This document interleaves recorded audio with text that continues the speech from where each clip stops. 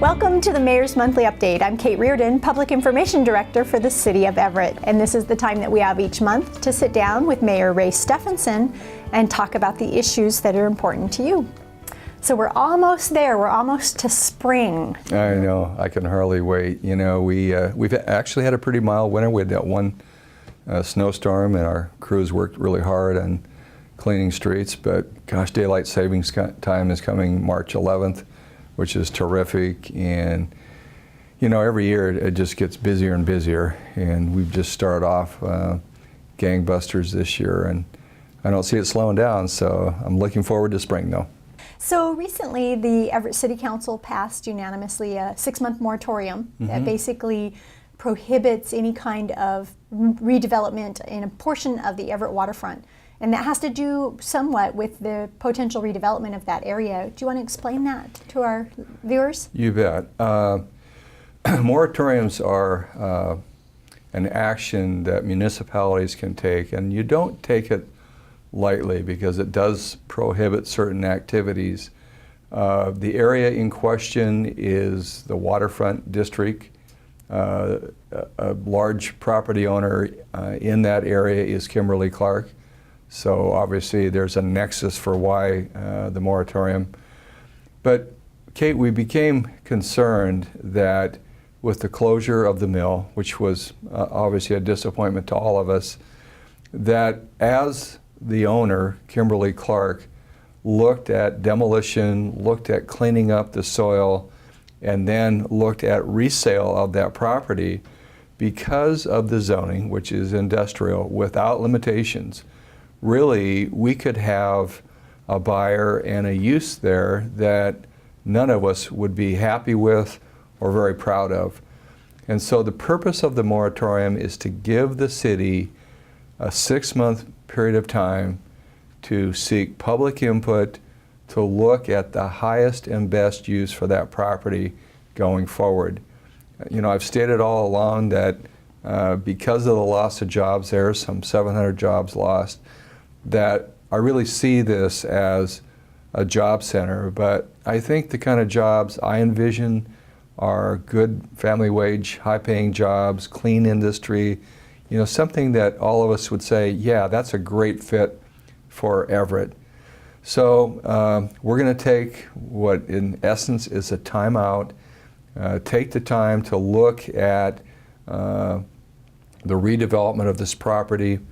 The owner, Kimberly-Clark, will continue to do demolition, which is really the most important work over this next 6 to 9 months. They'll move ahead with the cleanup of the soil, which they have to do as well. So I think for really all practical purposes, taking this time out and really being thoughtful about the future of that property, really all parties will benefit from that. So that's what that's about. And over the coming weeks and months, we're going to be seeking public input as to the redevelopment. There's going to be a lot of communication. And so if anyone wants to participate in that, we welcome your input. Okay, great. And we'll have plenty of information on the website and of course here on Everett channel for people to understand how they can participate. Exactly. Great. Well, and the waterfront in Everett is so incredible. There's so many different things going on in the waterfront. And of course, Naval Station Everett is a huge player in our waterfront these days. We have a lot of changes coming there, especially with the ships that are going to be homeported there. Yeah. USS Nimitz, what are we looking at? Well, the other thing which was great news in February, and again, just a sign of the intensity with which things are happening in our economy, and most all of it has been great news, you know, Boeing obviously, but in this case, the Navy announced that they will replace the 3 frigates that are scheduled to be decommissioned over the next 6 to 8 years with 3 destroyers. A larger ship, a larger complement of sailors. This will add almost 300 sailors by 2020 to the complement at Naval Station Everett. So when the full complement is complete, there'll be 1 aircraft carrier, the Nimitz, and 5 destroyers, and I believe 3 of those destroyers will be brand new ships to the Navy. So it was great news in and of itself, obviously, but I think the most important part about this announcement is the commitment, the longer-term commitment to the future of Naval Station Everett.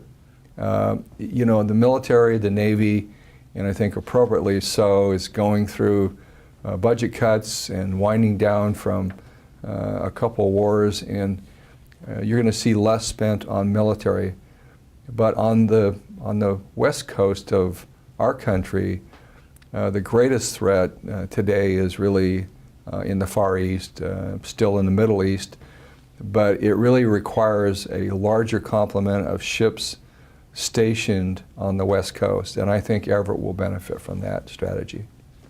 So we're not losing a ship count, we actually staying the same. Okay, Yep. good. Yep. And then when the Nimitz comes, I understand that it'll be here just briefly, then it will leave, we won't see it for a while, and then maybe back in June? That's correct. Great. So we're expecting the Nimitz in March and looking forward to a warm Everett welcome for sailors and families of the Nimitz. It'll be great to see an aircraft carrier on the skyline again. It looks sort of empty down there without it. And you know, I still follow the Lincoln's activities. They're in the Middle East now on deployment in the Strait of Hormuz, and with all the tensions in Iran, obviously a critical mission for the Navy and for the country. And so we hope and pray that the sailors will stay safe and come back to us soon. So. Absolutely. Yeah. Good. And then just before we take a break, why don't you give us an idea of what's happening in Olympia? We assume that they may be wrapping up pretty soon. Don't know if there's going to be a special session or not yet, but by the time this show airs, we may be in special session too. So what's happening in Olympia? Well, most recently, a little better economic news in terms of the beginning of what looks like a recovery. So I think the criticality of the budget woes in Olympia are not quite as intense as they were.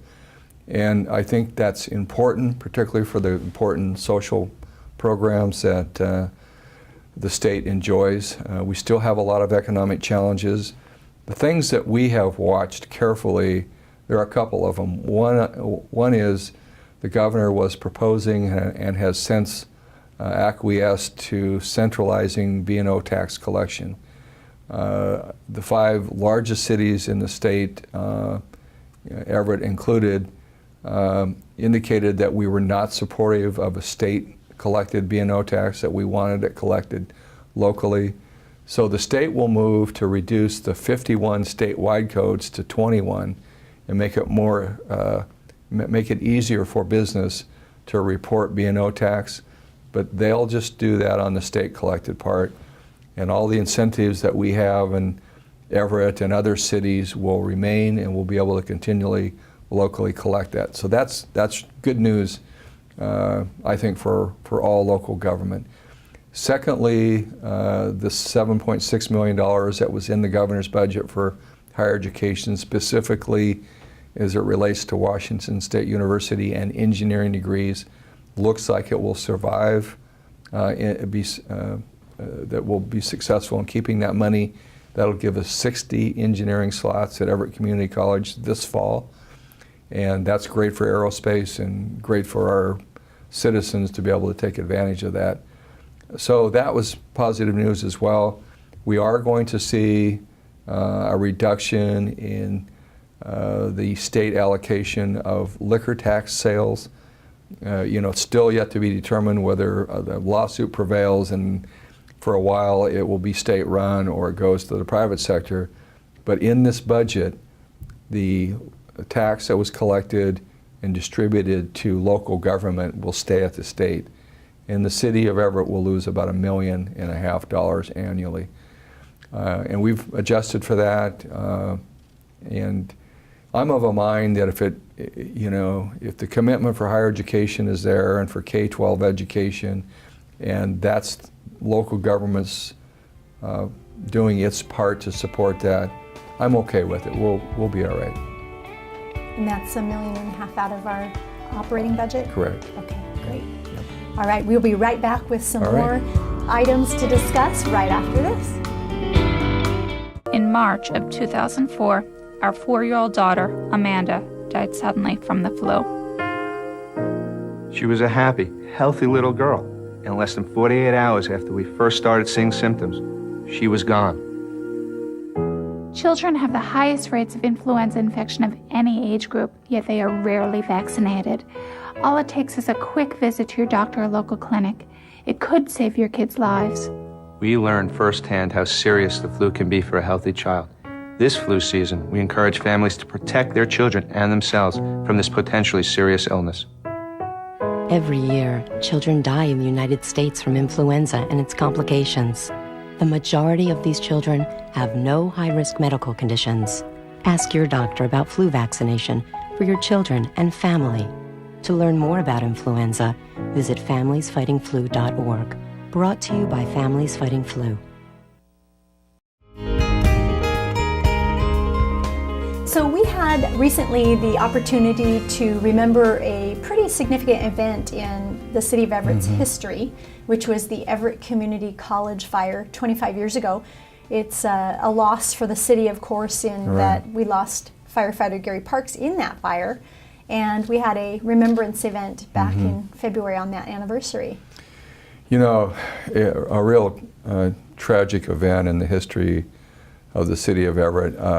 You know, I don't know that you and I ever talked about this, but I was on the City Council at the time of that fire, and I remember going to the memorial at the time, and just the sense of loss was just overwhelming. I think for the entire community, for the Everett Community College community, obviously, and just you know, one of those losses where you go, why? I mean, why did this happen? But fast forward 25 years in February, I believe it was the 25th, we had an opportunity to remember Gary Parks, to bring Gary Parks' family together with all of us and the firefighter family, to just thank Gary for all his years of service, to ensure that the family knows that we haven't forgotten and will never forget. And it was a very, very moving event, and I think appreciated by the family. You know, the firefighters are an incredible group of employees who risk their lives every day. I mean, every day they go to work. They don't know if it's going to be a tragic situation where, you know, as people are running away from danger, they're running towards it. So it was very, very nice, I guess. I can't think of a better word, but it just very nice that we could all come together and take a moment to remember Gary. And Kate, you did a tremendous amount of work on that committee leading up to that event, and I wanted to thank you. I know the Parks family appreciates it very much. Absolutely. There was a small group that worked with the family and, of course, within the fire department. So we all had a strong pull in that. But thank you very much. Yeah, you're welcome. It's great. And we did have, as we wrap up today's show, we have some fun things to talk about. Yeah. We recently celebrated 10 years of the Everett Station being open, which seems amazing to me. I can't believe it's 10 years already. I know. Yeah, you just can't believe it. And how many? 17 million visitors, I think, through Everett Station in the last 10 years. But we had an opportunity just to take a moment and celebrate and thank people for using this multimodal center. It's already grown significantly in terms of usage from when it first started. I mean, it's bus service. There's Amtrak is there. Sounder is there. Sounder wasn't there, obviously, at the very beginning. Someday we'll see light rail there, I hope in my lifetime. And but it's just been a great center. Work Source is there, which we're very proud of. They're a group that helps those who have lost jobs or are underemployed get training and they help people get placed into jobs. So that's a great anchor tenant at that site. The Weyerhaeuser Room, which is one of the favorite community rooms, gets a lot of usage for just a whole host of events, from weddings to, political events and the rest. So it's been a great center for us, and I think that what's really going to be exciting is to watch the next 10 years. I think this whole district around Everett Station is really ripe for some pretty incredible transit-related development. So I think we all need to stay tuned and watch that. That'll be fun to see. Yeah, that's great. It's a great building too. It It's is. just a neat building. Oh, it's beautiful. Yeah. So you had a pretty exciting opportunity in February to meet the President of the United States I know. when he came to Everett. What was that like? Oh my gosh!